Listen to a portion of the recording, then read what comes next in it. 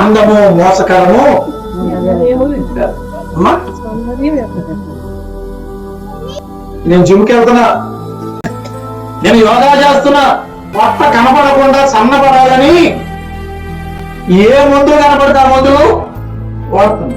ఈ అందం ఏదైతే ఉందో సొలొమోను చూసి చెప్పేశాడు, మోసకరము వ్యర్థం అన్నాడు.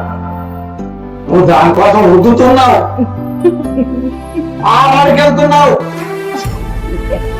ఒక ఆవిడ తన ఫోన్కి మేకప్ లేకుండా ఫేస్ లాక్ పెట్టింది. ఈమె అందానికి విలువిచ్చి టైం ఇచ్చి ధనము వెచ్చించి పార్లర్కి వెళ్ళి అందంగా కనబడాలని తయారొచ్చి ఫోన్ ముఖం ముందు పెట్టుకుంటే ఫోన్ ఏమవట్లేదు. నీ ఫోనే నీ మాట, దేవుడు ఇంకెక్కడ వింటాడు నీ మాట.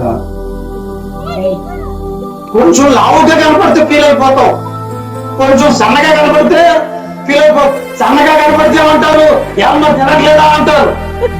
లావుగా కనపడితే ఏమంటారు, మొత్తం ఇదే తింటుంది అంటారు. లోకం ఏం చూస్తుంది? ఆకారాన్ని. ఈ లోకము చూసే ఆకారంలో నువ్వు పడిపోతే అపవాదికి అవకాశం ఇచ్చినట్టే. అందంగా కనపడాలని ఆశపడుతున్నావు సహోదరుడా, సహోదరు. దేవునికి పరిశుద్ధుడిగా కనపడటానికి కాస్త ప్రయత్నము